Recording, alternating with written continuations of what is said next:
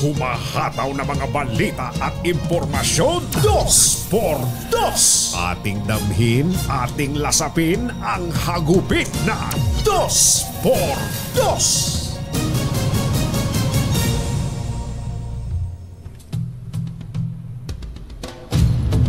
Balik Pilipinas na ang Pangulong Bongbong Marcos matapos ang kanyang 2 araw na state visit at pagsasalita sa Parlamento ng Australia. Sa kanyang talumpati, binigyang diin ng Pangulong BBM na ang Pilipinas ay nasa frontline ng laban para sa kapayapaan sa rehiyon. Nangako ng solusyon habang humirit ng suporta para matugunan ng banta sa rule of law, stability at katahimikan sa Indo-Pacific region.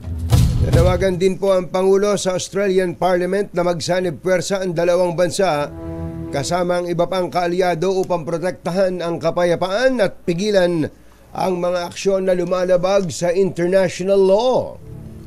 Tiniyak din po ng Pangulong Bongbong Marcos na hindi aatras ang Pilipinas para resolbahin ang tensyon sa West Philippine Sea at hindi niya papayagan ang anumang foreign power na sakupin ang teritoryo ng Pilipinas kahit isang pulgada nito. Isyu ng bayan. Katotohanan. Dos por dos. Maitim ang balak, magtago ka na. Dos por dos. Si Jerry at si Anthony, narito na. Dos por dos. Hahataw ng todo, urado ka. Dos por dos. Ang katotohanan, dala nila. Dos por dos. Walang sinasamba pali, maniwala ka. Dos por dos. Hataw ng gusto, tol, umasa ka. Dos por dos. Dos por dos.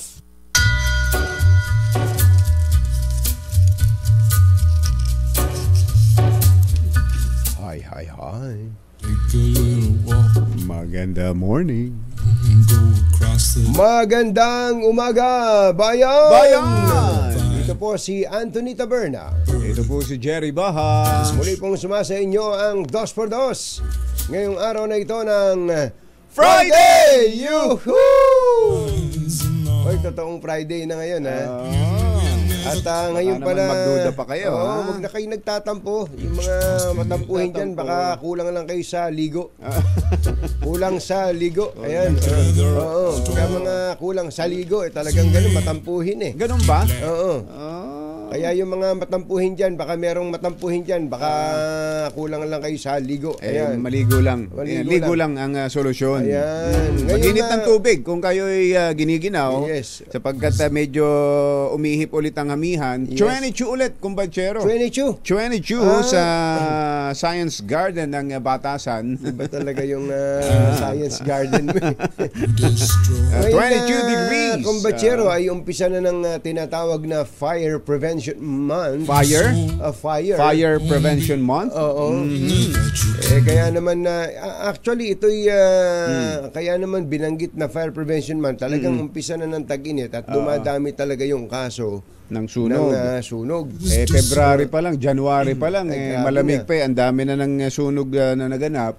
Baka lalo na siguro ngayon. Oo. Kaya dapat maging aware and more vigilant tayo Yes. lahat. Yun, Sa importante sa pagsapit na ito, pagtungtong na ito ng March, buwan ng March. Buwan ng March na eh. First day, di ba pala? Oh, first. First day na ngayon, kumbachero. Kaya pala. Oo. Kailan ba yung ito ba yung IDs of March? Yung sa kasaysayan. Anong tawag? IDs of March. IDs? Ano ba yun? Ano ba yung IDs of March? IDs of March. Ako nagpapagawa ako ng ID. Yung IDs of March. IDs, Ayan, IDs of March. Basahin mo, Yuel, at nang meron kang pagkawala kang ginagawa. Kaya yung ating mga bumbero ngayon ay busy. Ayan, yung marami dyan mga volunteer lang kumbatsero. Totoo. Kumbaga ibinigay nila ang kanilang, itinataya ang kanilang buhay para sa pagtulong sa mga, iba nga naman talaga, pag masunugan ka di ba? Grabe. Makasampu ka ng manakawan, huwag ka lang masunugan, di ba? Alam mo ba kung Bachero na marami-rami na rin akong nakausap ng mga fire volunteers. Ang tanong, bakit kayo nagbo-volunteer dito at gumagastos sa kayo ng sarili niyong pera? Alam mo, ang kwento, laging may background sila na sila'y nasunugan, may kamag-anak na namatay sa sunog. Ayun. May hugot lagi kung Bachero, kaya yung kanilang passion para huwag mangyari sa ibang tao yung nangyari sa kanilang pamilya, ganun na lang. Ayun, tama. Ganun pala, no? Ganun, kumbacher, lalo yung mga Chinese-Filipino marami fire yan. volunteers natin. Ayan. Ako, magandang umaga sa kay Senior Ube. Senior Ube. Oo. Siya yung fire volunteer brigade dyan Si Brian na Tang. Ayan, Brian Chang. Ayan, magandang umaga sa inyo. Titlam, sino na siya?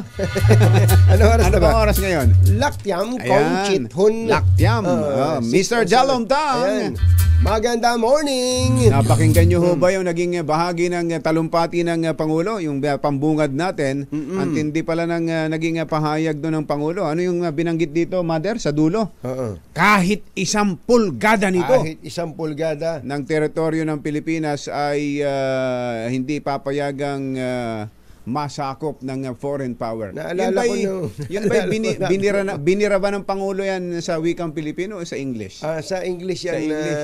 Kumbachero. Kaya pala kasi, parang may bumabalik sa aking alaala.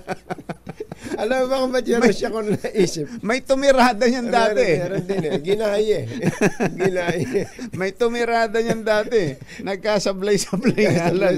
Kasi nung kampanya pa lang, binabanggit na ng Pangulo yan ng Pangulong Bongbong Marcos. Ang sabi niya kasi doon, I will not cede. I will not cede even 1 square inch. Hindi ko isusuko ang kahit na isang pulgada of our country's territory ng teritoryo ng ating bansa to anyone, sa sino man, to any foreign power, sa alimang dayuhang kapangyarihan. Ayun, ganun katindi. Kahit maliit na bansa tayo, kahit na sabihin pa nilang mahina tayo, pero pagka ganun ang naririnig mo sa leader mo, medyo, sige nga. Tatapang ka rin Tatapang ka rin, diba? ano? Ganun Nung sa, kung kayo nakakaramdam na ng panghihina, kung kayo po'y tinatamaan na ng panlulupalpay, panlulumo. Kayo'y nanlulumo na! Ano pero kapag kayo'y nakarinig ng ganitong mga pahayag mula sa leader ng ating bansa, kailangan talaga leader. Ikaw ay lalakas. Pumapagaspas! Ito pala yung naging yung mismong naging pahayag ng Pangulo sa harap ng mga mambabatas ng Australia. Namangha nga yung mga Australiano. Namangha. What? Sabi siguro. Marunong palang mag-English ang mga Pilipino. Yun. Ito po, ang sabi po ng Pangulo ay, ako shall never, ay hindi, I shall never, ako'y hindi tire, pagod. Ako hindi pagod. Ay, pagbiyahe nga naman Sino ba? Sino ba naman ang... Kung din yan mga 10 oras, 8 to 10 hours din yan. Kaya nga. Tapos advance silang 2 oras. Tingnan mo. Pero sabi ng Pangulo, I shall never tire ako'y hindi mapapagod of repeating the declaration ng pag-ulit sa aking paninindigan that I na ako made ay gumawa that I made from the first day na aking ginawa mula nung unang araw that I took office, na ako ay maluklok sa tungkulin. I will not Ako ay hindi allow papayag any attempt by sa anumang pagtatangka na bumili BY sa anumang pagtatangka I will not allow any attempt by any foreign power ng anumang dayuhang kapangyarihan to take even 1 square inch na of our kunin sovereign ang territory. kahit na isang pulgada. Isang pulgada ng ating teritoryo. Yun ang naging pahayag ng Pangulo. So, parisukat na pulgada pala ito. Parisukat na pulgada, square inch. Ganon katindi. Kaya medyo, Ayos yun ah. Kapag square meter, metro kwadrado. Metro kwadrado. So ito ay pulgada kwadrado. Pulgada kwadrada. Kwadrada. Oo, kasi pulgada. Babae. Babae yan. Babae. Pulgada kwadrada. Baha at Anthony Taberna sa 2x2 sa DZRH.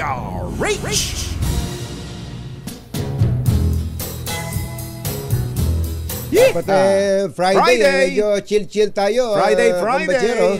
When your baby Yung mga e-trike drivers natin dyan, kumusta ba kayo? Chill-chill lang. Chill-chill lang. chill-chill lang. Hindi naman kayo bawal. Ang bawal lang ay yung sa main thoroughfare. Sa national roads. National roads. Huwag kayong magtatampo. Ang totoo nun, ako nga mismo, gusto ko, kung po pwede nga lang sana, puro e-trike na lang. Wala na yung tricycle talaga. Dati, no? Malaking bagay po sa ating kalikasan ang electric vehicles. At malaki kita rin nung mamamasada. Yes, diba? wala Hindi na yung- siya magkakarga ng... Ano ba yung kinakarga sa tricycle? Gasolina. Gasolina rin, Ang mahal no? ng gasolina, kumbachero. Regular siguro, ano? Huwag na kayong magalit. Pakagat namin kayo sa surot eh. Magpalisensya na rin kayo, lalo na kung kayo'y namamasada. Oo. Ayan. Pwede naman yan eh. Kahit non-pro muna, di ba? Tapos eventually magiging professional. Ganun ang proseso eh. Student muna, Student kumbachero. muna, yes. So, bago non-pro, tas professional. Kuha kayo ng lisensya. Okay yan. Alam nyo, pinakamaganda lagi Iayos yung natin. Maayos, di ba? Naalala ko dati kung Ilagay sa bachero ayos. nung namimigay ng ayuda nung panahon ng pandemya. O sino nabibigyan ng ayuda dun sa mga may tindahan? Yung mga nakarehistrong tindahan. Yun. Tingnan nyo na. Diba? Nainggit kayo ngayon, yung mga hindi nakarehistro. Tapos kung nakarehistro yung tindahan o yung establishmento, tapos ay pinapasweldo niya ng tama ang kanya empleyado, nagbabayad siya ng SSS, pag-ibig at iba pa, kapag kabigayan, una ka. Tingnan nyo na. Nauuna ka. Sa bigayan. Sa bigayan. Nakalista ka kasi, nakarehistro ka. Nakalista, kaysa naman na mamata-mata ka na, kumbaga tatanghod-tanghod ka sa iba na hindi diba? nakarehistro. Tingnan mo na. Yan ang kainaman ng nakarehistro. Pati yung mga tumatanggap lang ng tulong, kahit na walang tindahan, kumbachero, yung mga tumatanggap ng benepisyo o Yes. ng ayuda, yung sa 4-piece. Sa 4-piece. Di ba? Kapag nakalista ka, Iba yung nasa listahan. Makakatanggap ka. Eto pa. Tandaan nyo, iba yung nakatala. Eto pa. Iba yung nakatala. Iba talaga yung nakatala. Eto pa. May pahayag po ang DSWD that they are studying the possibility Kanilang pinag-aaralan ng posibilidad of increasing the cash grant taasan ang cash grant ang abot for beneficiaries para sa mga of beneficiaryo. Pantawid Pamilyang Pilipino Program.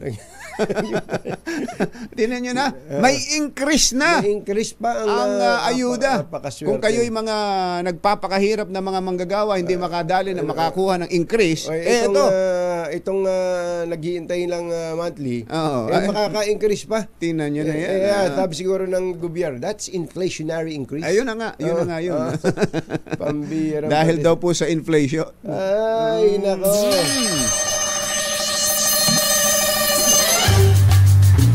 Ay, kumusta mga rice traders dyan na rice inggit traders. na inggit sa nabentahan ng murang-murang NFA rice.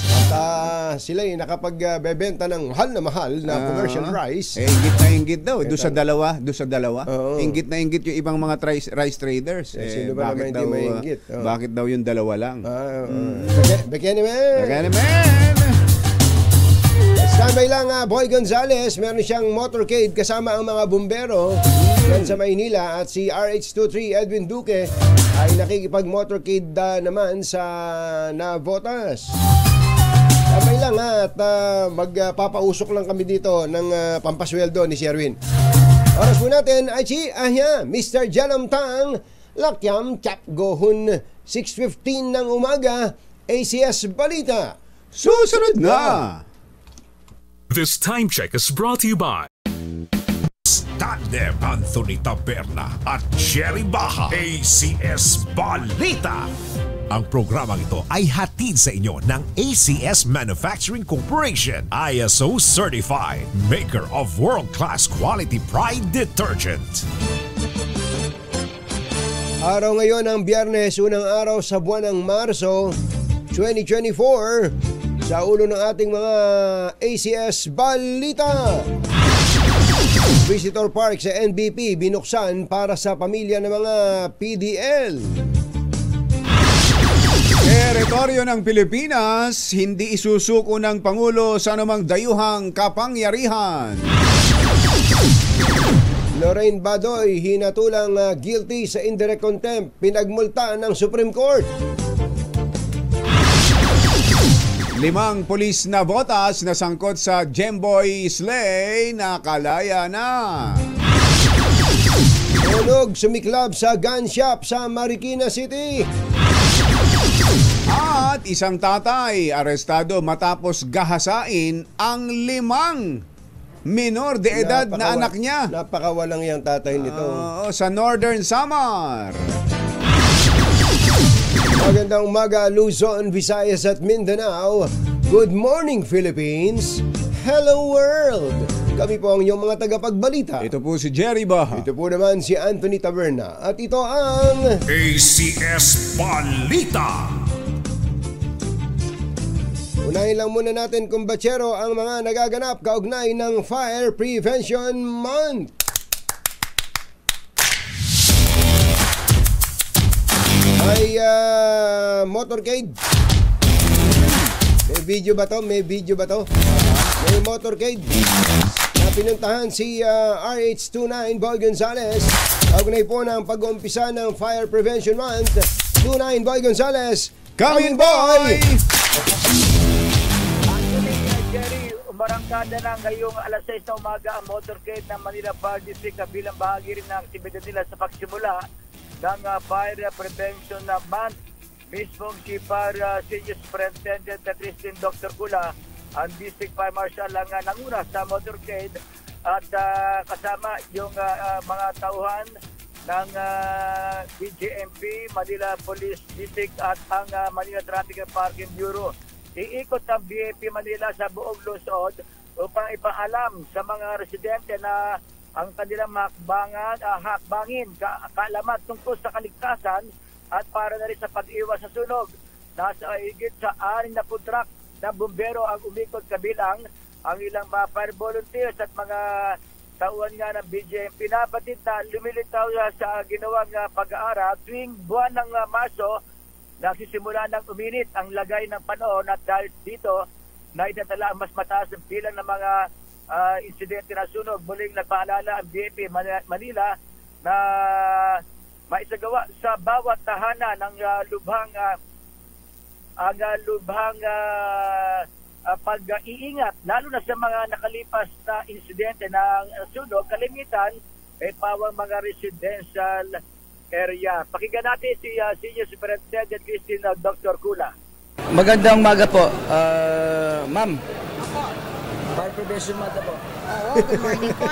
So, maaga natin salubungin through motorcade. Manila Fire District is heading a motorcade with all the resources na available para sa Maynila. So, kasama po natin ang Manila Fire District and yung volunteers natin. With the uniform service, andyan din ang BJMP, andin na ng PNP. Nakatuwang natin sila sa pagresponde sa sunog at sa mga emergencies.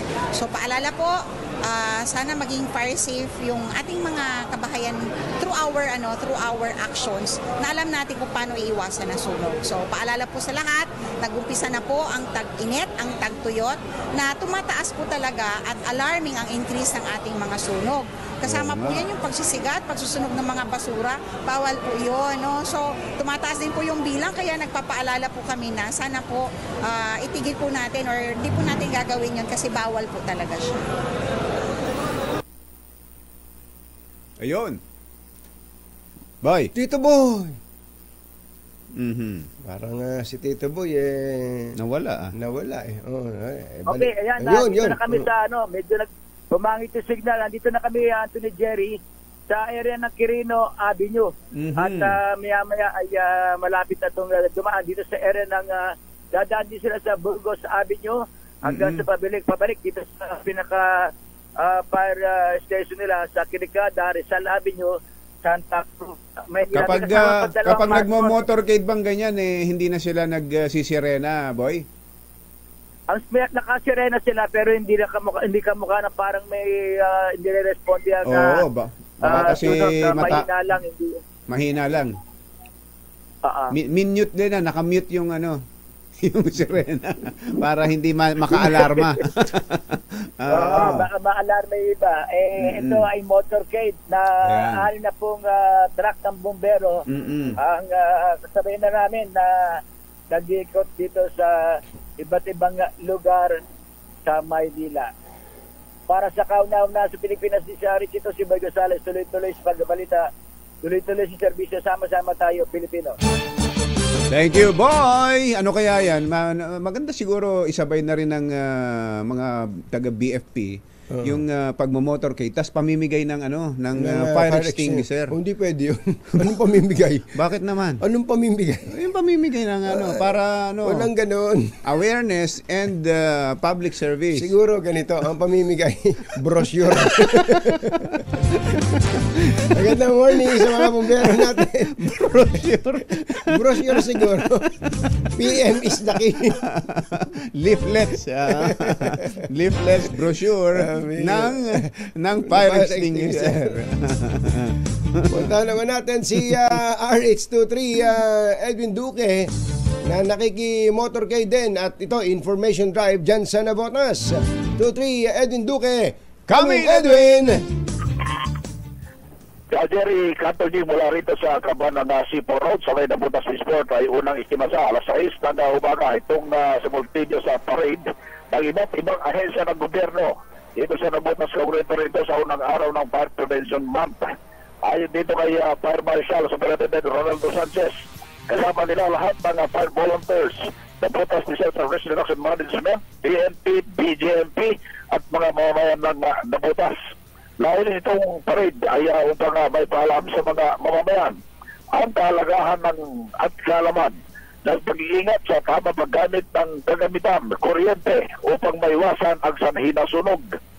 Nag-igot at nag-parade itong buong Nabutas upang maagang mapukaw ang mga kababayan natin upang marinig yung mahalagang paalala, mensahe ng Bureau of Protection, lalo na't sunod-sunod na yung sunog bago naman itong buwan ng Marso. Pagkatapos nito ay pagkatapos mag-ikot sa buong Nabutas sa Katunying Jerry ay magkakaroon naman ngayon ng Zumba dito sa may Centennial Park sa gilid ng Nabutas, Manila Bay. May pasumba. Ipakita yung kanilang sigasig o ipakita at iba-ibang programa magkakaroon dito sa panguna pa rin ng Nabutas Bureau of Protection at ng BJP, PNP, mahikayat at magkakaroon ito ng tamang kaalaman kung paano sugpuin yung magaganap o anumang magaganap o anumang mangyari pagdating sa sunog. Ayan. Edwin, meron pa bang pag may nakausap kang taga BFP, tanong mo nga kung meron pa sila stock ng mga fire extinguisher? Kasalukuyang tumatakbo ngayon yung hindi mo makakausap pa. Medyo nagpahuli kami dahil magilis yung kanilang takbo, nakabutot kami. Dito na sa may bagi na si Pakalmasen. Patungo na ito hanggang sa Tangos, iikot ito sa may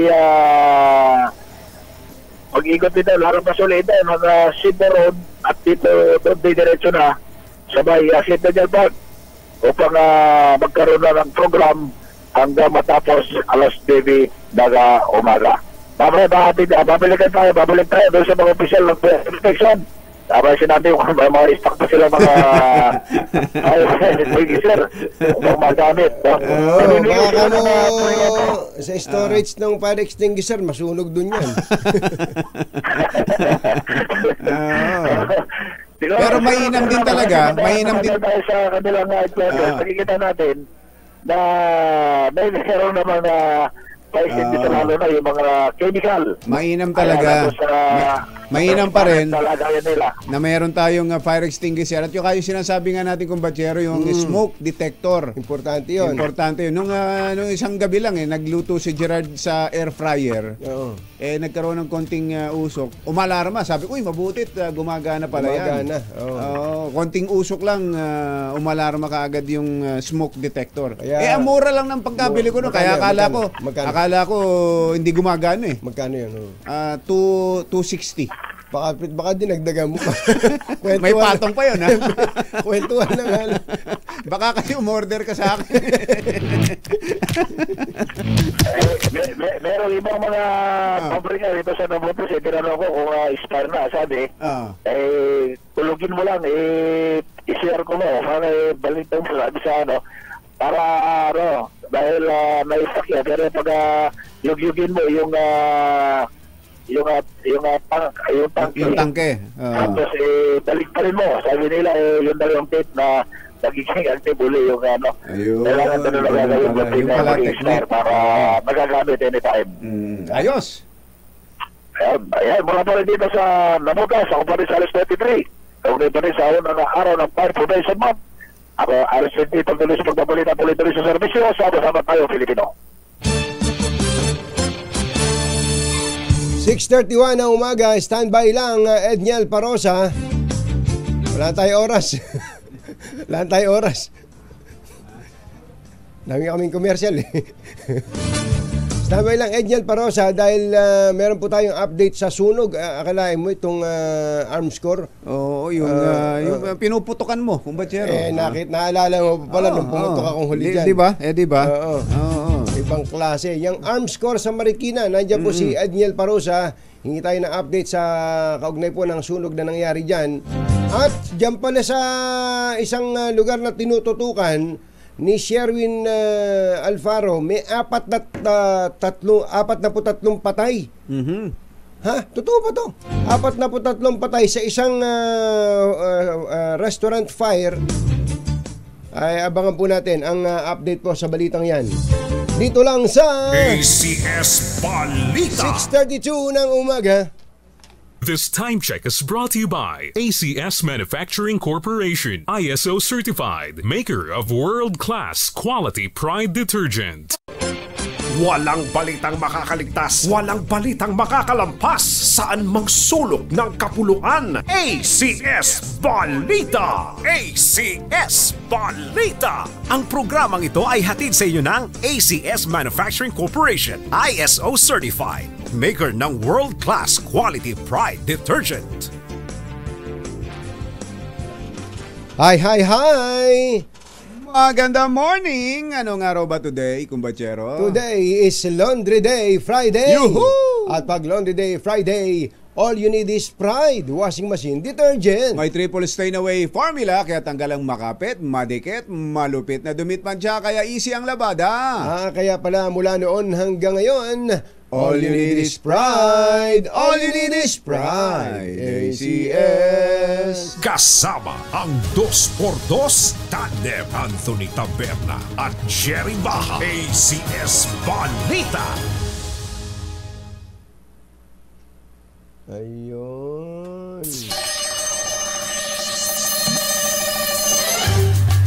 Ito na po ang update natin sa sunog sa arms core sa Marikina. At naroon si RH52 Edniel Parosa. Come in, Edniel! Come in! Anthony at Jerry, tuloy ang putok. Tuloy rin ang pasok ng mga empleyado nitong Arms Corps firing range. Dito yan sa Barangay Fortune, Marikina.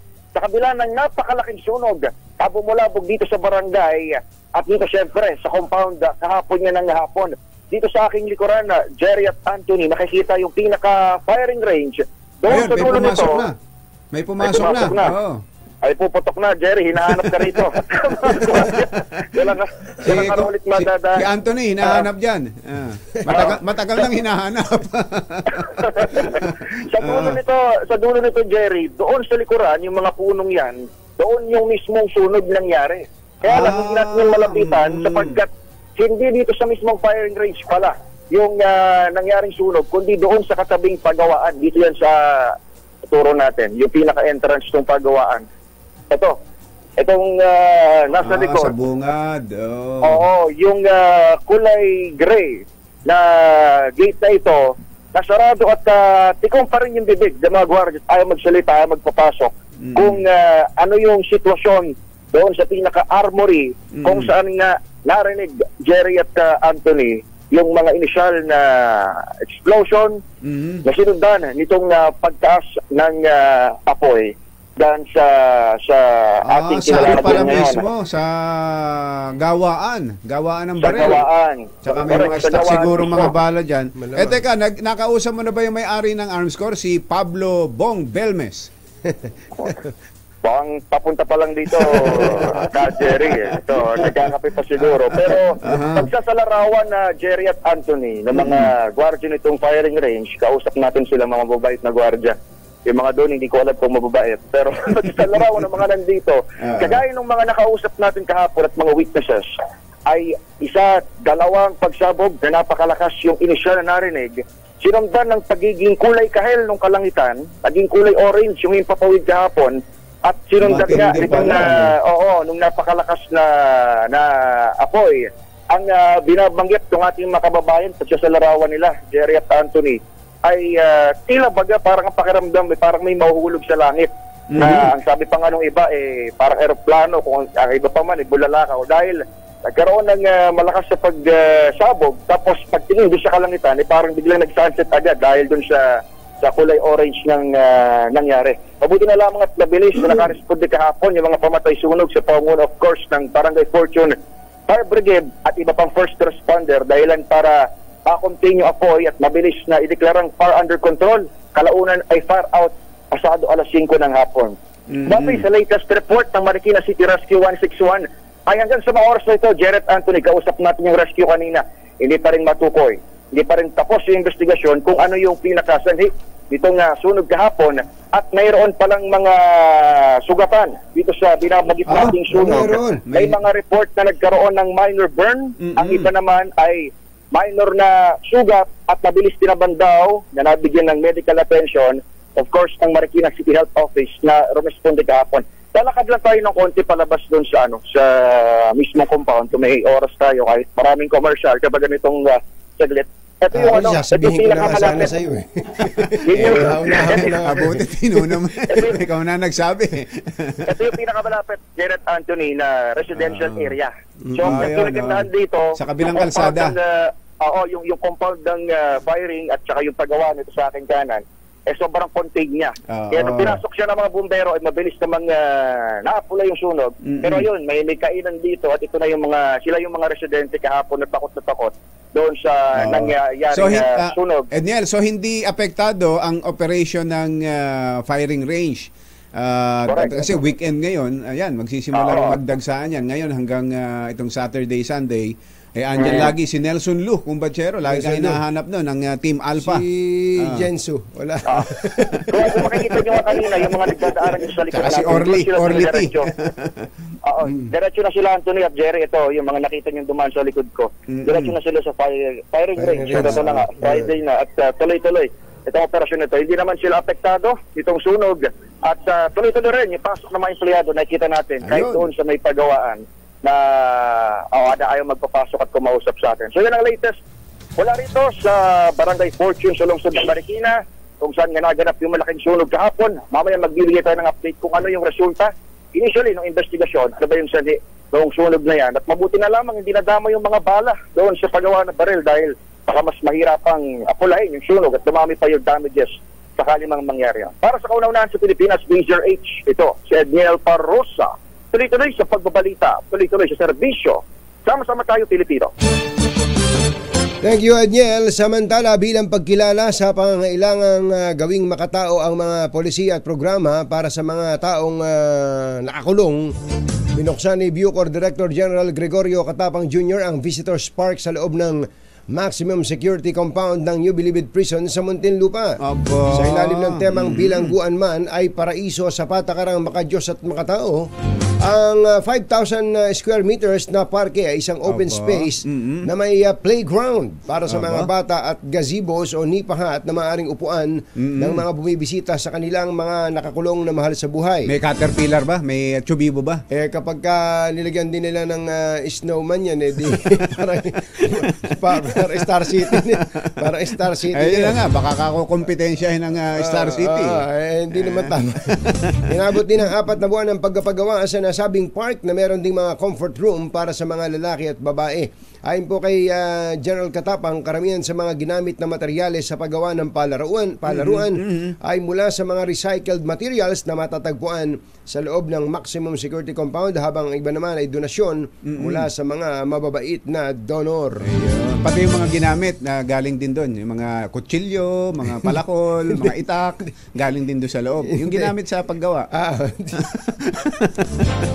Ay, congratulations, General Gregorio Katapang. Ang ganda niyang mga project ninyong yan.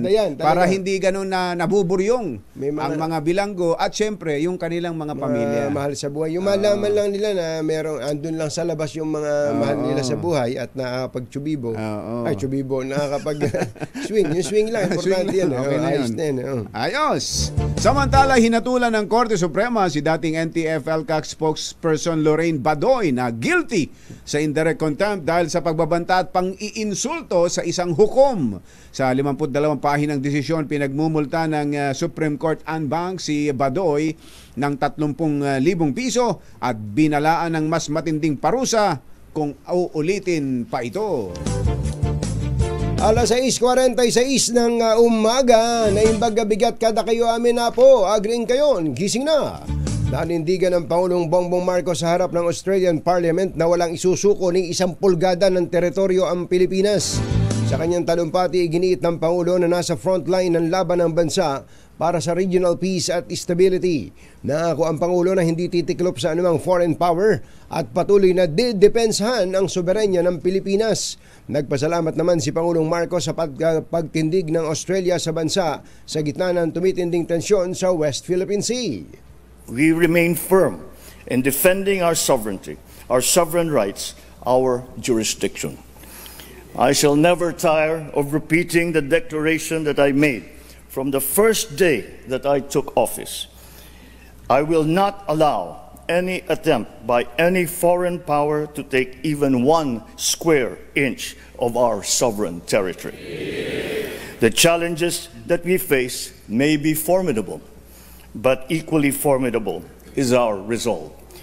We will not yield. Then as now, the security and continued prosperity of the region of countries like Australia relies upon that effort. Just as we fought to build our rules-based international order, so are we now fighting to protect it. Yan po ang tinig ng Pangulong Bongbong Marcos sa harap ng mga mambabatas ng Australia. 4 sa bawat 10 Pilipino ang umaasang uunlad ang ekonomiya sa susunod na taon, batay na rin sa survey ng SWS noong Disyembre. Lumabas sa survey na 40% ng mga Pilipino ang naniniwalang gaganda ang takbo ng ekonomiya, habang 44% naman ang nagsabing walang magbabago at 10% ang nangangamba na lalo pang bumagsak ang ekonomiya ng bansa. Arestado ang isang ama matapos gahasain ang 5 nitong anak na pawang minor de edad. Kabilang ang 7 buwang sanggol. 7 buwang sanggol? Sa Northern Samar. Paano nangyari yun? Si Raul. Mario Josep, Sa panayam ng DZRH, sinabi ni Police Captain Verna Sisista ng Mondragon Police Station, mismong ang misis ng sospek ang nagpaaresto sa asawa matapos mahuli sa akto na minumolestya ang kanilang 7 buwang gulang na anak. Sinabi ni Captain Sisista na matagal na raw ang sospek na ginagahasa ang mga bata tuwing ito'y nakakainom, pero ngayon lamang naglakas ng loob si misis nang bantaan siya ng asawa na papatayin kasama ang kanilang mga anak. Hindi na po niya nakayanan lahat at doon na po siya masyadong na doon sa pinaka-latest na bunso niya na 7 months old po. Tinamaan. So, nagsumbong na. Kaya gumawa na po siya ng paraan na makalapit po sa, meron po siyang nilapitan na isang taga doon din po sa kanila, kaya sinamahan niya po dito sa amin. Yan po ang tinig ni Captain Verna Sisista ng Mondragon Police Station. Ngayon po ay nakakulong na itong impaktong ito at kakasuhan ng qualified o 5 counts ng qualified rape. Naghatid sa kabuuan ng ating ACS Balita. Ito po si Jerry Baha. Ito po naman si Anthony Taberna. Kasama ang 2x2 tandem Anthony Taberna at Jerry Baha. ACS Balita. 10 minuto bago ang alas 7 na umaga. Balitang makatotohanan. Balitang maaasahan. ACS Balita. Ang programang ito ay hatid sa inyo ng ACS Manufacturing Corporation, ISO Certified, maker ng world-class quality pride detergent. RH number 1. Lord. Ang takot sa dalawang to. Kaya kung maitim ang balak, magtago ka na. Anthony Taberna, Jerry Baha. 2x2. 2x2. Let's Marvin Gaye and get it on. Oy, happy birthday kay Attorney Mike Tan, Congressman Mike Tan. Congressman, tatahimik ka, Kong Mike Tan, ng Quezon. Happy birthday. Wala ba tayo dyan? Wala ba tayong tangerine dyan? Tangerine chocolate. Ay, speaking of Congressman Attorney Mike Tan, ang kanyang airpot, may nanggagaya pala sa tatay niya. Oo nga, nakatanggap din ako ng ganun text. Si RD Ronald merong impostor. May impostor pa, pambihira talaga. Baka ho kayo ay mabiktima nito, ho? Mga magulang at mga mahal na taga-subaybay, malapitan kayo, meron hong gumaganap, teka, nahanap ko lang. Ito may mga manluloko.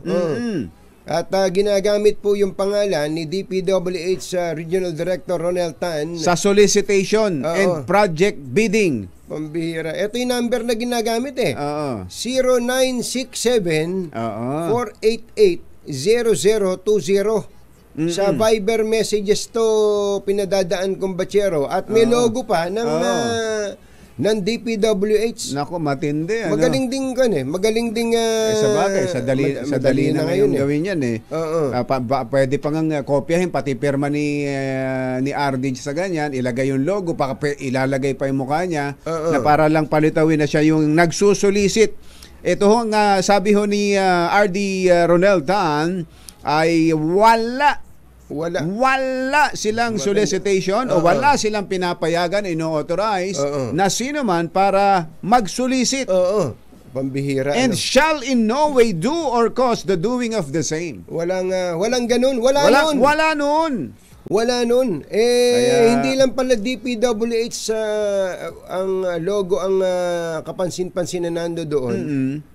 Nagre-register din daw kung batsero yung pangalan ni RD Tan. Alam ba pagka itinype mo yung number, di ba ganun, check mo kung kaninong number, mag-a-appear Ronald Tan. Kagaling. Magaling tong mga impacto na to Baka ho kayo makatanggap ng ganyan at o makaalam na may gumagamit yan, kakilala nyo, pwede ho kayong tumawag. Meron nung binigay na number dito.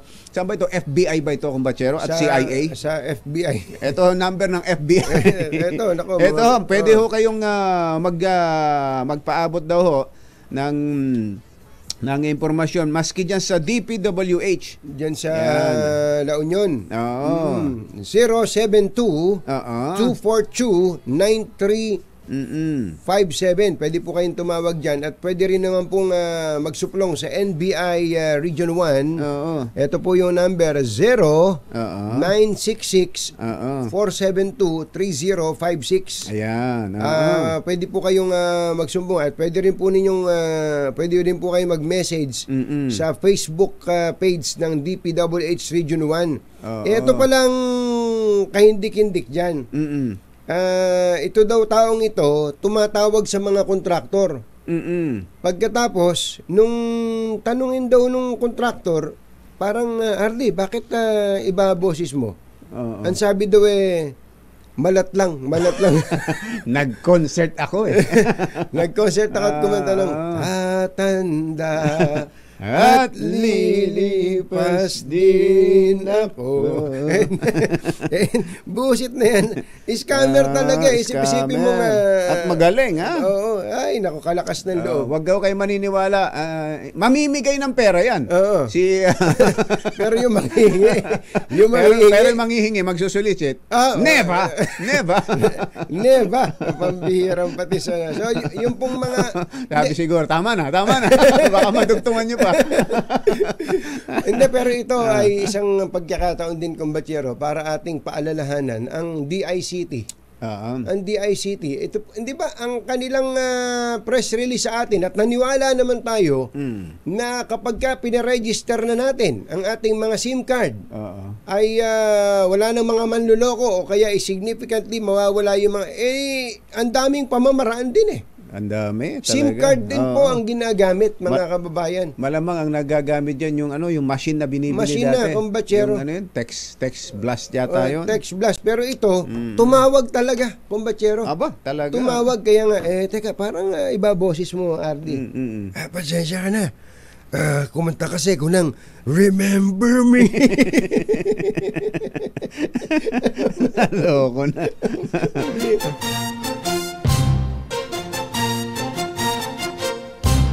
Tonying at Ka-Jerry, Anthony Taberna, Jerry Baha, ang samahang pinatibay na ng panahon. 2 por 2.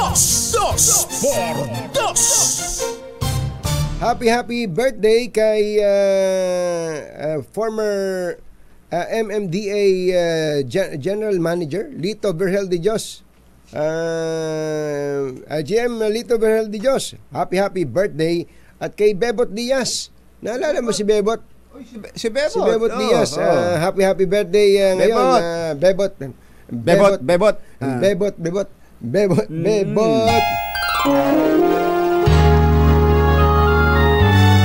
Kauna-unahan sa Pilipinas. NBC Manila Broadcasting Company. DZRH, member kapisanan ng mga broadcaster ng Pilipinas. Member KBP. Oras! Kapopoy, eksakto en punto. 3 minuto na makalipas ang 7 ng umaga. Balitang bagong-bago. Balitang dapat alam mo. Balitang magdadagdag ng talino. Dahil bagong impormasyon, makibalita. Unang-una sa DZRH. Pangunahing balita. Kasama ang 2x2 tandem nina Anthony Taberna at Jerry Baha. Araw ngayon ng Biyernes, March 1, 2024. Sa ulo ng ating mga paunahing balita. Fire Prevention Month, sinimula ng Bureau of Fire Protection sa pamamagitan ng motorcade. Mag-asawa at 2 anak patay sa sunog sa Las Piñas. Patay na sanggol isinilid sa isang kahon ng sapatos bago itinapon sa isang tulay sa Maynila. Surot sa NAIA abay imported. Hinihinalang galing sa ibang bansa. Ura Luca Vega kailan lang nagpiyansa muling inaresto sa Maynila. At Pangulong Bongbong Marcos balik Pilipinas na matapos humarap sa parlamento ng Australia, paglagda sa 3 bagong kasunduan sinaksihan. Magandang umaga, Luzon, Visayas at Mindanao. Good morning, Philippines. Hello, world. Kami po ang inyong mga tagapagbalita. Ito po si Jerry Baha. Ito po naman si Anthony Taberna. At ito ang... Pangunahing balita. Alas 7:04 ng umaga. Mas matinding kampanya kontra sunog ang igugulong ng Bureau of Fire Protection ngayong Fire Prevention Month na sinumulan sa pamamagitan ng motorcade sa iba't ibang lugar sa Metro Manila. Opisyal lang umarangkada ang selebrasyon sa pamamagitan ng iba't ibang aktibidad sa Kalakang, Maynila, habang ang pinakamalaki ay ikinasa sa Quirino Grandstand sa Maynila mamayang alas 3 ng hapon. Inimok po ng Red Cross ang bawat kabahayan na ugaliing gawin ang safety o fire safety na 4Ps o predict, plan, prepare, and practice. Bago pa man magsimula ang Fire Prevention Month, 2,000 hektarya na ng kagubatan sa Benguet ang naapektuhan ng forest fires. Mahigit 2,700 namang sunog ang naitala sa bansa. Simula lang Enero hanggang Pebrero ng 2024, 23% na mas mataas kumpara noong 2022. 4 ang patay habang 2 sugatan sa sumiklab na sunog sa Camellia Homes 1, Barangay Talondos, Las Piñas City. Kinilala ni Bureau of Fire Officer 2 Ligaya Valerio ang mga nasawi na sina Nicanor Isip, 73 anyos, asawa nitong si Maria Elena Isip, 73 anyos, at mga anak na sina Michelle Angela, 45 anyos, at Michael Angelo, 35 anyos. Ayon sa mga fire volunteer, nasaksihan nila kung paano natupok ng apoy ang 3 sa mga biktima na natrap sa loob ng bahay. Sa report ng BFP, bandang alas 2:30 ng madaling araw nang magsimula ang sunog at umabot lamang ito sa unang alarma bago na apula pasado alas 4 ng madaling araw. Ayun, yan na yung sinasabi natin, kumbachero, yung usok. Yung usok na hindi na nagigising yung mga biktima hanggang sa sila'y matupok na. Grabe, nakakalungkot naman yan. Alas 7:06 ng umaga, isang bagong silang na sanggol ang natagpuan sa isang kahon ng sapatos at itinapon sa ilalim ng isang tulay sa Balutondo, Maynila. Batay sa ulat ng barangay, natagpuan ng mga batang nakabisikleta ang kahon ng sapatos sa isang tulay sa bahagi ng Rodriguez Street. Dinala ng mga bata ang kahon sa may bahagi ng Nepa Street at nang buksan ay tumambad sa kanila ang isang patay na sanggol sa loob nito. Agad itong itinawag sa pulisya at sa ngayon ay patuloy na iniimbestigahan kung sino ang nag-iwan ng sanggol at kung sino ang mga magulang nito.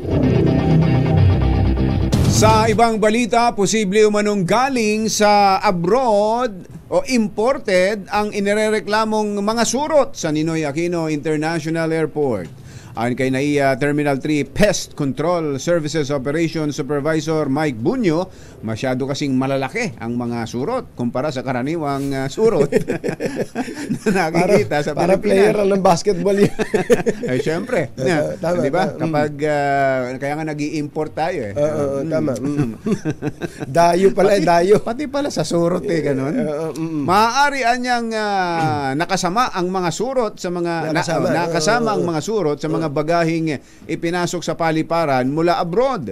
Tiniyak naman ni Bunyo na quarterly silang nagsasagawa ng deep disinfection sa NAIA pero hindi kasamang namamatay ang mga iklog ng mga insekto.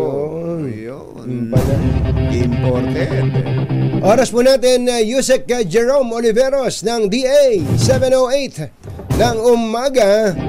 Muling naaresto ang drug artist na si Pura Luca Vega kaugnay ng controversial nitong pagtatanghal ng Catholic song na Ama Namin. Ayon kay Drug Den Philippines Director Rod Singh, inaresto si Vega ng Manila Police District 3 kaugnay sa 3 bilang ng immoral doctrines, obscene publications and exhibitions, and indecent shows. Iti matapos na maghain ng reklamo ang 3 simbahan na bahagi ng Philippine for Jesus movement laban kay Vega para sa nag-viral niyang performance ng remix ng Ama Namin habang nakasuot ito na parang si Jesucristo. Noong Oktubre ng nakaraang taon, naaresto na rin si Vega dahil sa kanyang Ama Namin performance, ngunit nakalaya matapos magpiyansa. Alas 7:09 ang ating oras. Balik Pilipinas na si Pangulong Bongbong Marcos mula sa 2 araw na state visit sa Australia. Sa arrival statement, sinabi ng Pangulo na mahalaga ang kanyang biyahe para sa malilikhang oportunidad sa ilalim ng strategic partnership sa pagitan ng dalawang bansa. Ayon sa Pangulo, sinelyuhan niya ang 3 kasunduan sa Australia sa maritime cooperation, cyber and critical technology at ang implementasyon ng competition laws. Iniulat din ng Pangulo na tinalakay nila ni Prime Minister Anthony Albanese sa bilateral meeting ang trade, investment and security community relations. Muling pinagtibay ni PBBM ang diplomatic ties ng Pilipinas at Australia at sinabing mananatili ito bilang isa sa mga pinakamalapit na kaibigan ng Pilipinas. We underscored the importance of a mutually beneficial economic relationship that will support our effort in building economic resilience and in achieving inclusive economic growth. In the same vein, we acknowledge the role of our long-standing people-to-people ties that support and inspire our efforts for closer Philippine-Australia relations. In my meeting with Prime Minister Albanese, we explored ways to maximize the strengths and opportunities from our strategic partnership. Our discussions on trade, investment, and security shall inform the next steps in implementing and achieving the enhanced cooperation outlined under the framework of our strategic partnership. Si Pangulong Bongbong Marcos. Alas 7:11 ng umaga, may nag-message sa atin, kumbatyero, kay Mr. Willie Fernandez daw, yung publisher ng Tribune, may tumawag din. Ang tumawag daw sa kanya ay isang tumutugon sa pangalang Mel Robles. Nanghihingi daw po ng sponsorship sa scholarship. Mel Robles naman ang Mel ginagamit. Robles naman, yung GM ng PCSO. Ba't manghihingi ang PCSO? Namimigay nga yan eh. Kaya namimigay. Sabi daw ni Willie, tinanong daw yung tumawag, Mel, ba't ganyan ang boses mo? Sabi niya, namamalat lang. Ganun din. Style. Style yan. Kaya mag-ingat-ingat po kayo dyan. Maraming mga style niya na bulok. Mag-iingat kayo sa mga namamalat dyan, ha? Oo. Through the years. Oras po natin, Engineer Tony Nanggel, 7:12 ng umaga. Susunod! Tito Boy! Sino itong actress na tumatandang dalaga na raw? Hindi raw makapag-asawa dahil ang mga magulang ay pakialamera. Nakikialam, kumbatsero. Mahigpit. Maganda to, kumbatsero eh. Sabi ni Yuel, maganda raw to. Maganda yung artista. Baka naman bata pa kasi kaya wala pa sa wastong gulang para mag-asawa. Nasa hustong gulang na. Hustong-husto na. Hustong gulang na, kumbatsero. Good morning, Senior Yusek Cesar Chavez, Bossing. Magandang CBC. morning, CBC. Yan at iba pa sa pagbabalik ng Pangunahing balita. Champion, gawang Exclusive.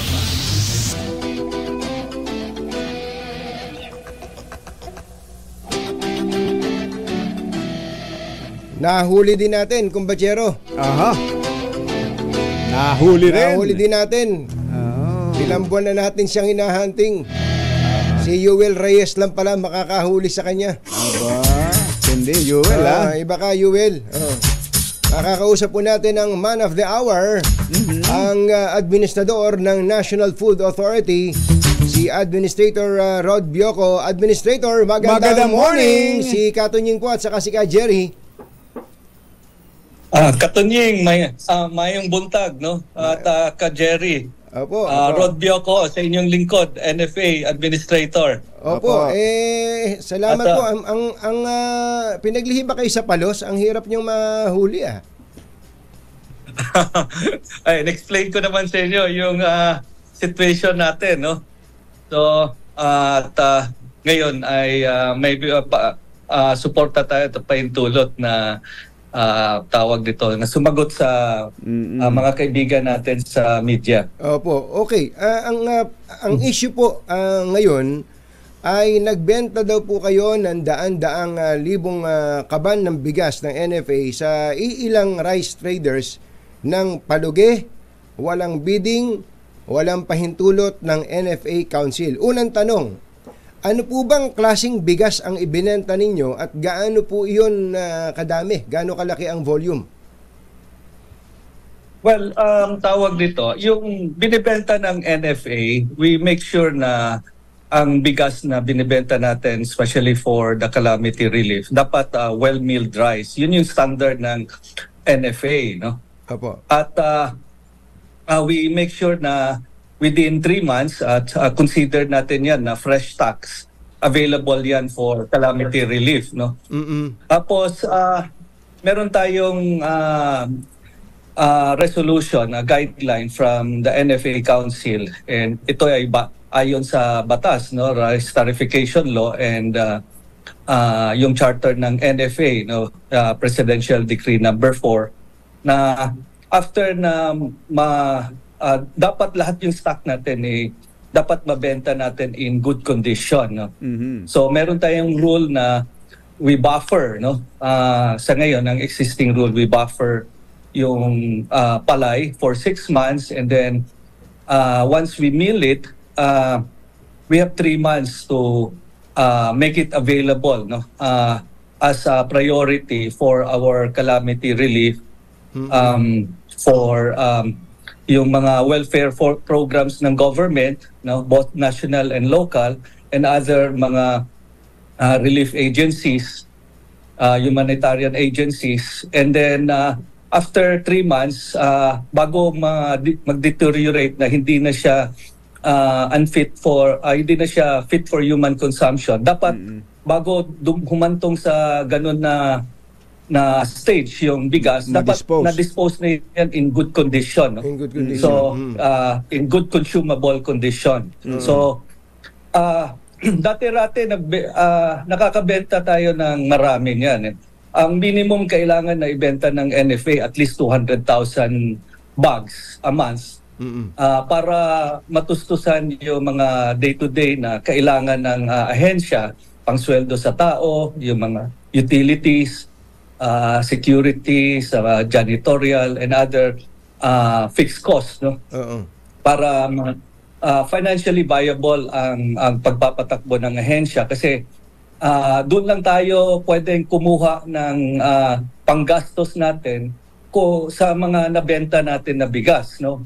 Whether doon sa mga relief agencies or to some extent pag talagang ayaw na ng ng relief agency yung quality ng bigas kasi hindi na siya freshly milled, then we can also sell to the private sector. That's the only time after ng 6-3 rule, no?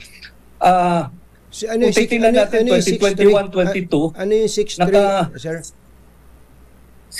6 months as palay and 3 months as milled rice. Yun yung buffering na cycle natin. So, yun yung normal natin na dapat i-maintain natin yung stock natin as a buffer stock for calamity relief, no?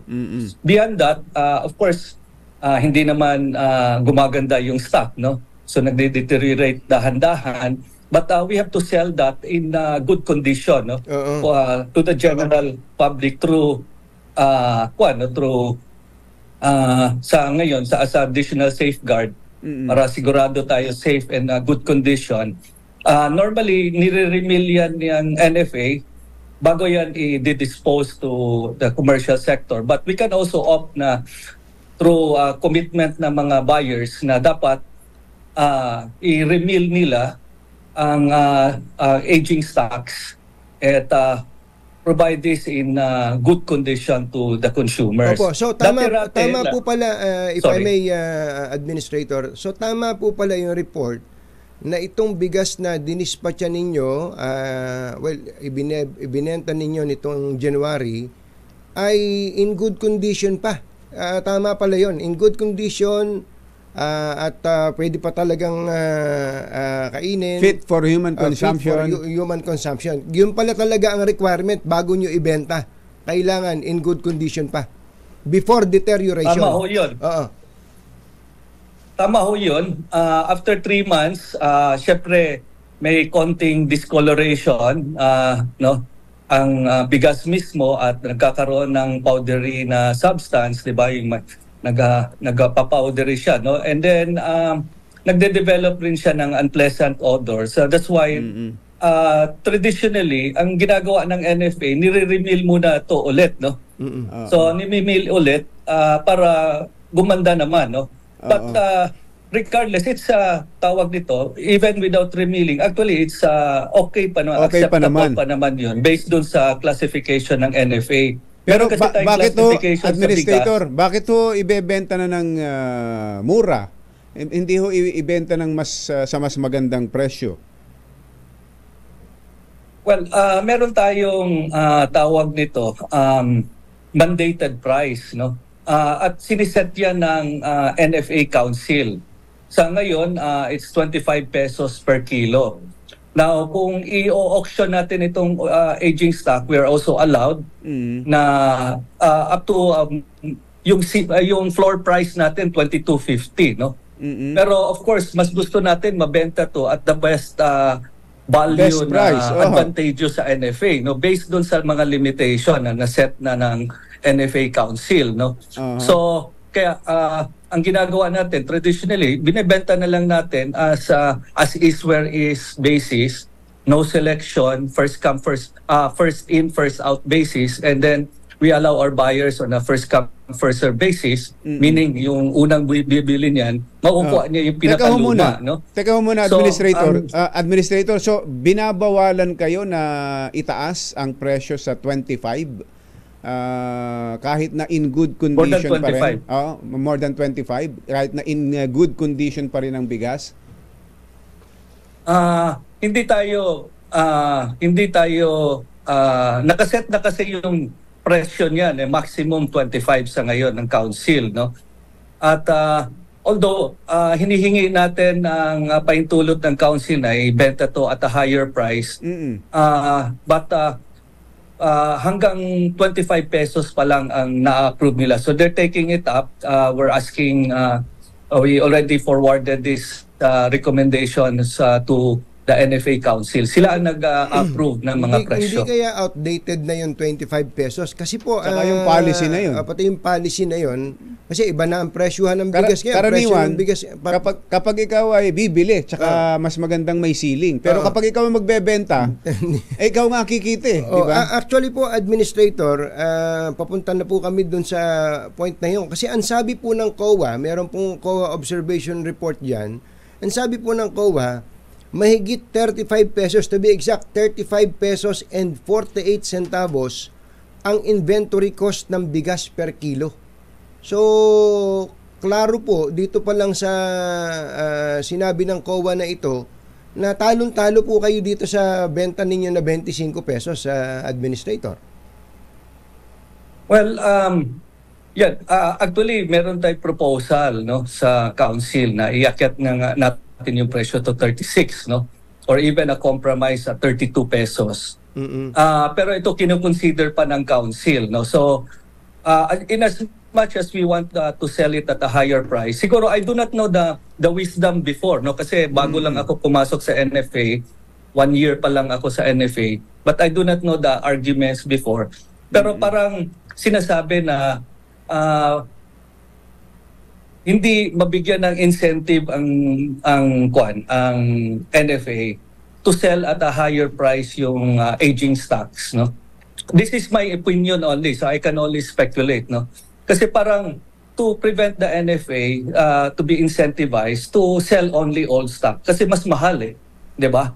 Then siyempre mas makaka-recover ang NFA with a higher revenue, no? So kaya ang ginawa niyan, siguro sinet ng the law is silent. Sinasabi lang na iset yung price at tawag nito at 25 pesos. Kaya ako po, ang aking pong analysis doon o assessment, Kumbachero, Administrator, baka nga luma na yung 25 pesos na isinet nila kasi during the time, probably, na isinet nila yung 25 pesos na maximum price, ang presyo pa ng bigas sa palengke nun ay mas mababa ng dihama. Sigurado. Oo. Baka mga 35 pesos, may 40 pesos pinakamahal. Pero ngayon po ang pinakamababang presyo ng bigas 52 na po 55, may 58 pa nga sa regular sa well-milled rice sa Administrator, ano?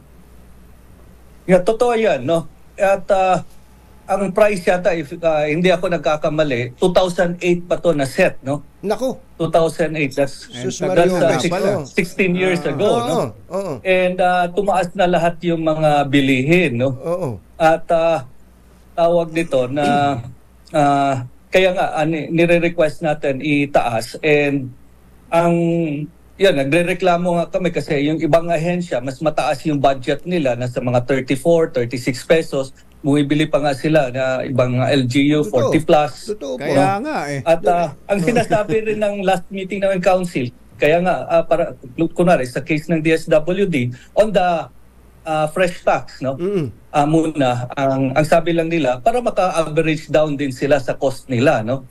So yun yung yung one of the comments ng mga council members. Administrator, so parang hayo pa nila increase. Matagal ho bang mag-deliberate sa council para baguhin yung policy na yan? Dahil halimbawa kung akong nagdesisyon, kung kayo mismo nakikita niyo na hindi tama na ibenta lang sa 25 pesos yon, bago sana ibinenta, council, ayusin nyo muna ito para naman lugin-lugi tayo dito. 23 na bili natin sa palay, tapos ibebenta natin ng 25. Di ba?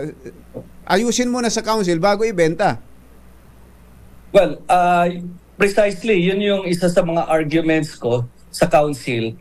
Now, isa namang kuan nila, consideration, sinasabi nila, kasi yung stocks na binibenta natin ngayon, nasa 19 pesos pa yon eh. Yung 23 pesos, ngayon pa lang natin gigilingin yon eh. Konti pa lang ang nagiling natin based doon sa 23. Kasi yung 23, bago lang natin inakyat yan last September lang, no, late September. So, ang kuan yan, most of these stocks will be milled itong first and second quarter of 2024, no? Opo. So yung mga binenta natin na old stocks, ang argument rin ng DSWD, luma pa yung presyo nun eh.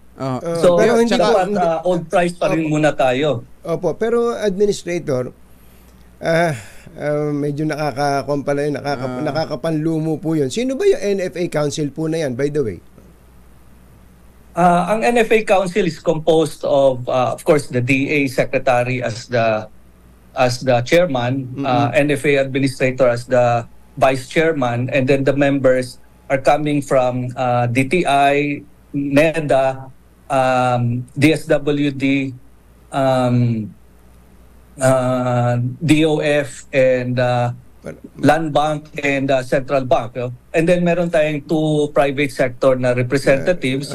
Kaso lang, yung 2 private sector representatives sa ngayon, unfilled yung position. Slots. Opo, Administrator, ito pong binenta po ninyo sa pribadong sektor, kung tama intindi ko, inaamin naman ninyo na wala itong auction, wala itong bidding, there is no publication whatsoever.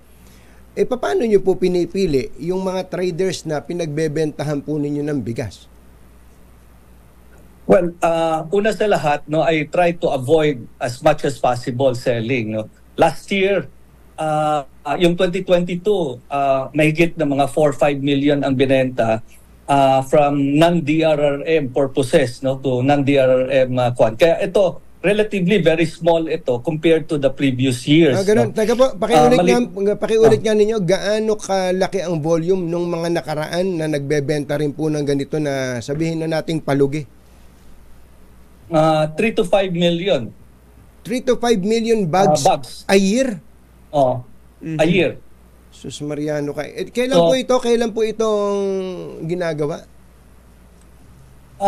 Since na-impose na yung RTL, and even if NFA is not mandated anymore to do market intervention or market stabilization, no? Dahil may RTL na, so doon lang tayo sa stabilization ng palay prices. Pero still, because of the nature ng tawag dito, buffering, no? So nagba-buffer ka kung may magkakaroon ng sakuna, pero kung hindi naman nagkaroon ng sakuna, of course hindi naman tumatagal talaga ang stock, no? So you still have to sell it at some point, no, to the private sector, no. Kung itong stock naman ay hindi magustuhan ng mga relief agencies, kailangan mo i-kwan yun, ibenta, no. Yun na nga po siguro, Administrator, ang dahilan, yung the logic behind kung bakit mababa ang isineset ng council, kasi nga ito'y ibebenta lang din o ipapagamit sa mga relief agencies. Dapat, no? Dapat sa mga pangangailangan. So dapat hindi na ito pagkakitaan pa ng NFA. Pero kapag ang pagbebentahan mo na rice trader, hindi ba dapat iba na ang ibang standard na doon, Administrator? Yeah, I agree, no? I agree. So kung bigyan lang sana kami ng pahintulot ng council, we will do that. Because for now, the existing guidelines would not allow us. Okay, So kahit na mag-option tayo, opo, that's the recommendation ng ng management ng NFA. Sa ilalim po ng inyong pamamahala sa NFA, by the way, may isang taon na ba kayo dyan? Yes. Kailan gaano katagal na ho kayo dyan sa NFA? January 2023 ako na-appoint ni Presidente Marcos Jr. Opo, so naka-isang taon na po kayo dyan. Sa ilalim po ng inyong, during your stint as NFA administrator, ilang beses na po kayo nagsasalya o nagbebenta sa mga pribadong sellers o traders, at gaano po kalaki ang volume in total, if you can still remember? If I'm not mistaken, mga around 200,000 bags. Nag-start lang ito mga, if I'm not mistaken, November or December na last year, late last year na.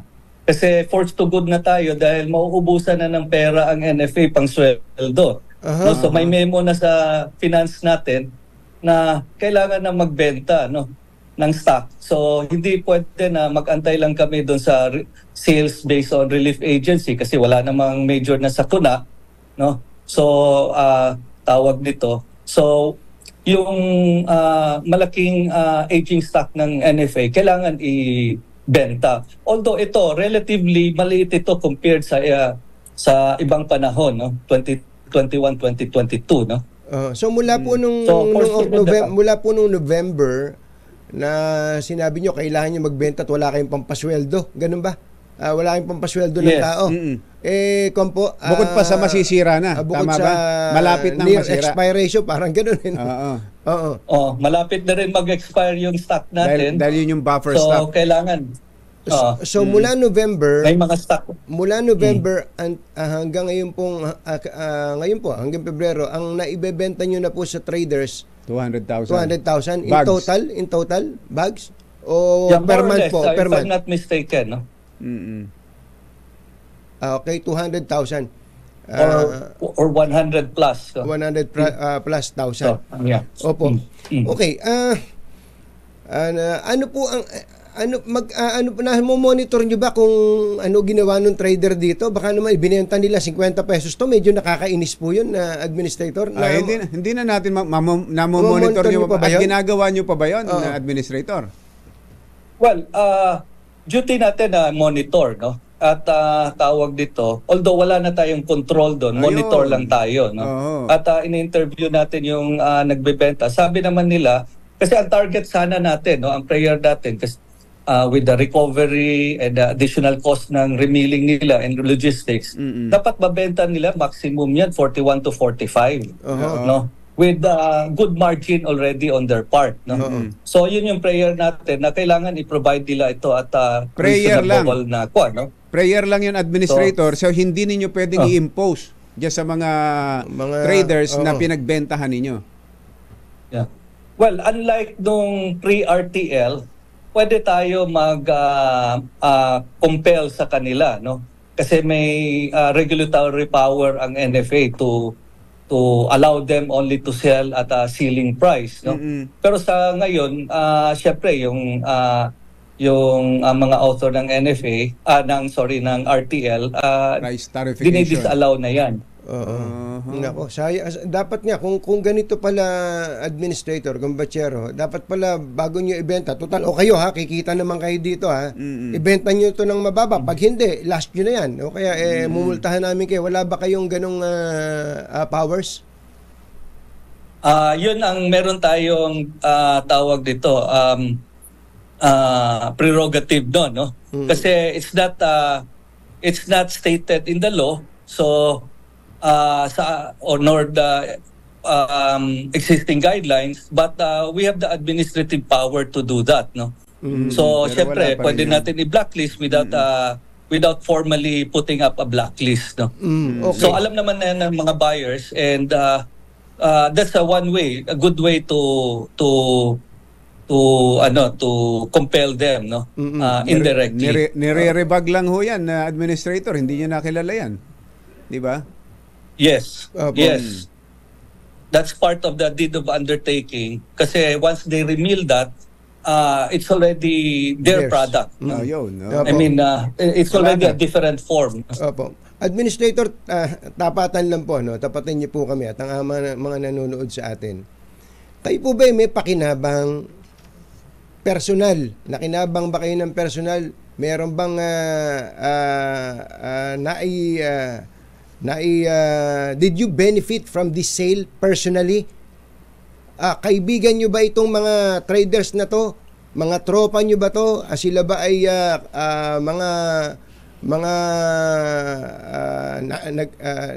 ano ba to? Sila ba ay may relasyon ba kayo sa mga ito? Many of these traders, ngayon ko lang nakilala, no? When I became an administrator, kasi I'm not privy to the industry. Galing ako sa corn industry, no? So hindi ako masyadong familiar with the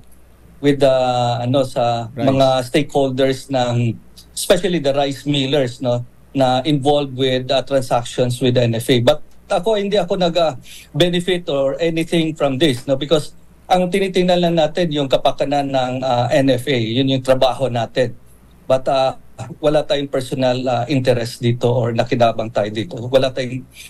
Hindi tayo nakinabang dito. Dalawang agencies po ang nag-iimbestiga dito, ang Department of Agriculture at pati po ang Office of the Ombudsman. Kayo po ba'y napatawag na o ng dalawang ahensya o pinasasagot na po ba kayo dito, sir? May ginagawang inquiry pa lang, no, ng DA. They will come up with the full investigation. So at the time na nagpadala sila ng mga composite team, no, tawag nito, just to preliminary, no. But this will be of course sa ngayon ongoing yung investigation, no. So and we welcome that, no, because we want to straighten the matters also, no, because everything that we are doing is based on the existing guidelines, no, and also to the best of our ability to make sure that the interest of the public is upheld, no. So yun naman ang ginagawa natin sa ngayon, no. So we welcome yung whatever investigation na kinoconduct nila, because it has been my duty. That's why I nag-join yung pagpasok ko sa NFA. We wanted to correct many of this, no. When I come in, tawag nito, ang gulo-gulo ng restructuring, no, since 2020 dapat mag-restructure ang NFA because of RTL, and after the restructuring or while we're restructuring, we're supposed to update many of our standard operating procedure to comply with the law.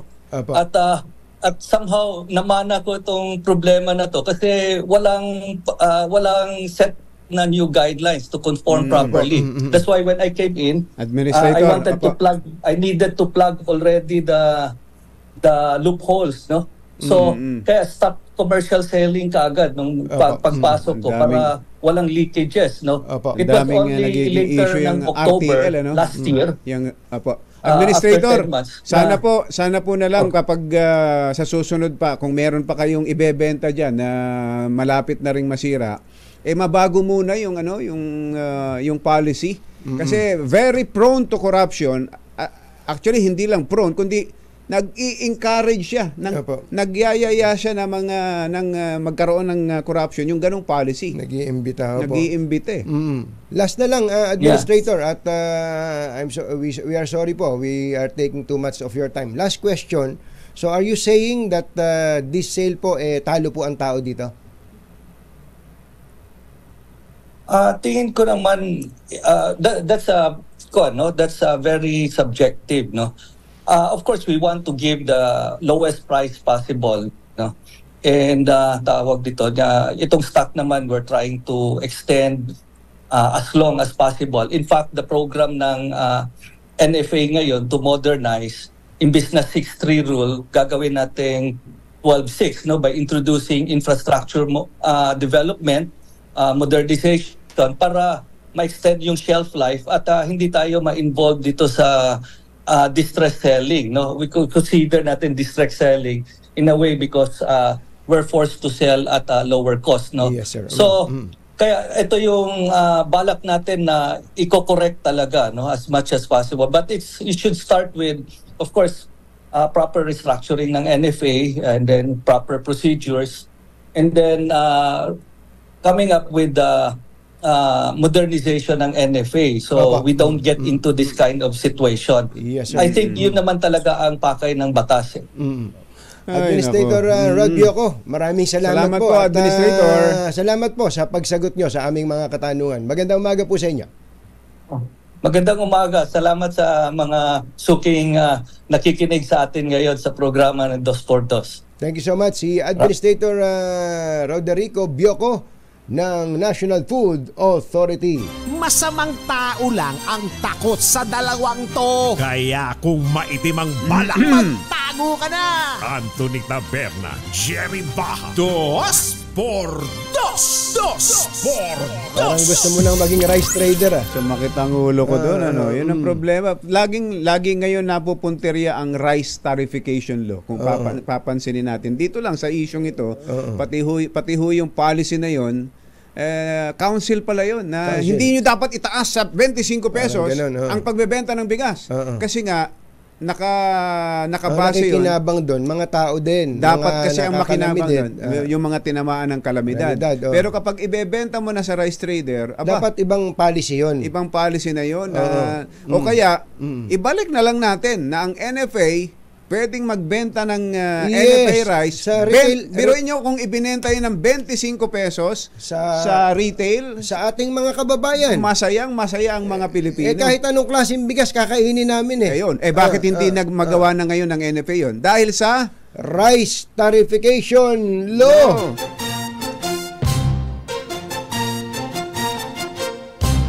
Tonying at Ka-Jerry, Anthony Taberna, Jerry Baja, ang samahang pinatibay na ng panahon. 2x2.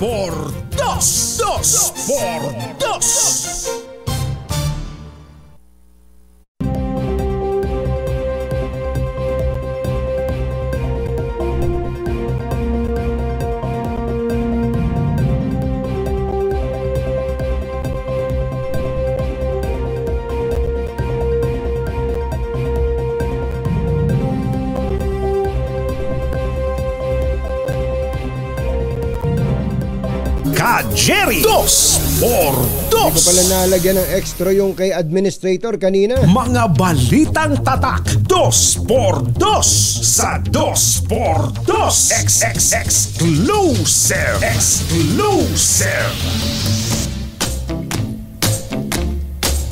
Ay, sabi ni Kuya Erwin Aguilar, baka po napupunta sa mga restaurant na may only rice yung NFA na bigas. Ikaw, mainit ka sa mga nag-o-offer ng only rice, ha? Talagang kinukwenta ko kung batsero, hindi ba binanggit ko kanina yung COA report. Ang sabi ng COA, ang inventory cost, meaning kasama na yung bigas plus yung gasto sa ganito, etc., 35.48 kung ganun, tapos bebenta mo ng 25, talon-talo talaga So, kahit na ibenta pa ng NFA yon ng 32, lugi pa rin. Ng 34, lugi pa rin. Kung 35.48, tabla. Pero kung ibebenta mo sa mga tao yan, kahit palugi, ayos yan. No problem, kumbatsero. Kaya nga, kung hindi lang tayo kapos na rin sa oras, tatanungin, ba't hindi na lang naglagay ng okay, kung bawal kayong magbenta ng retail, edi magkaroon ng buying station. Buying station sa mga depressed communities. Talaga. Yun, piliin natin. Ewan ko, ito naman, kung good quality pa naman, sino ba naman ang magiging mapili? Dadagsain yan, kumbatsero, 25 pesos. Hindi ba, kumbatsero? Yun ang kanina, nanliit, tama ka, kumbatsero, nagmukhang anghel, si Administrator Bioco na may binentang 200,000 ngayon na tinatawag nilang distress selling. Sa mga nakalipas na taon pala, 3 to 5 million? Per year. Ganong karami. Anak ng bakang dalaga. Nakakagalit Buti na lang at may bubong na maaasahan. Gawa sa state-of-the-art technology. May aluminum na. May pintura pa. Now available na rin sa pre-painted tile span. Kaya para sa eleganteng bubong na matibay na makulay pa, Mag-Cherry Loom pre-painted ka na. Oy, Kuya Arnold Aquarius, magandang morning. Nandito na ang all-new Cherry Tiggo 5X Pro Hybrid. Ang pinakabagong hybrid vehicle na makakasama mo pang araw-araw. Kasama ang pamilya, syempre. Yes, sir. Fuel efficient at siksik sa features na swak sa katulad mong naghahanap ng sasakyang pangmalakasan ng dating. Safe at panalo sa advanced functionality. Meron po itong 1.5 liter turbocharged engine at 48-volt hybrid system na nagpapababa ng fuel consumption. O, diba? Suwabe sa kalsada, tipid sa gasolina. Secured ka dito dahil meron din itong 6 na airbags, full LED lights at double row daytime running lights, tulong para sa mas ligtas na biyahe. Kaya kung gusto mong masubukan ang all-new Cherry Tiggo 5X Pro Hybrid, bumisita lang sa pinakamalapit na Cherry Auto dealership o kaya naman ay dalawin ang kanilang website, cherryauto.ph. Swak na swak ito kung batsero kung grupo kayo, barkada kayo. Tapos ay napupunta kayo sa mga harvest area ng mga palay o anuman o gulay. Pwede kayo sumali sa pa-contest ng PAGCOR. Talaga? Ay, General Vic Kabatingan, pwede ho kayo dito dahil kayo naman 18 anyos na. 16 years old nga, pwede nang sumali rito sa pa-contest na ito ng PAGCOR. Ayun, sakto-sakto. Ito po ay PAGCOR photo contest na may temang harvest chime na dapat po ay maiangat ang sipag, husay at pagsisikap ng mga magsasaka, mga isda at iba pang nasa sektor ng agrikultura. At alam niyo ba kung magkano ang presyo? Magkano? Kung magkano premyo? Ang 8 mananalo sa conventional category ay makakatanggap ng 100,000 pesos. Matindi bawat isa, samantalang makakatanggap naman ng 50,000 piso ang bawat isa sa 16 na mananalo sa mobile at drone categories. May drone category na pala to. Iba ka talaga, Chairman Alteco. Jerry Labasan at Kabet Labasan, yung drone na paliliparin ninyo ngayon dahil sa inyo'y 54th anniversary, eto na, tamang-tama. Pwedeng gamitin dito sa Harvest Time Photo Contest 2024 ng PAGCOR. 7:58 ng umaga.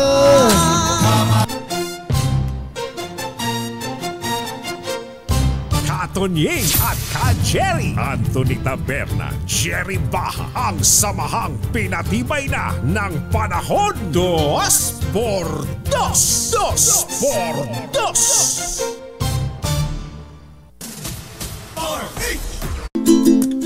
Ang gandang balita nung standing ovation sa Pangulong Bongbong Marcos dyan po sa Parliament of Australia. Pero meron pong kandyan merong sumingit. May placard dala. Yung isang parang member of parliament din, kumbatsero. At sabi niya, it's appalling. Yung human rights abuses daw dito sa atin. Kaya lang mukhang nalito si ma'am. Akala niya continuation ng Duterte administration, yung Marcos administration. Nalito si Madam. Nalito lang siguro yun. Madam Patawarin nyo na. Patawarin nyo na, mga kababayan. Dito naman sa bigas, parang ang hirap magpatawa dito kitang-kita mo kitang-kita, kumbaga kahit na magbale-balentong kahit na anong meron talagang mali dito. It's either the policy or process or yung mga tao. Mali sa proseso, mali sa policy na very prone at siguradong and encouraging parang inviting ng corruption. Kaya sa secretary ngayon ng Department of Agriculture, panahon na para balikan ninyo itong policy na ito.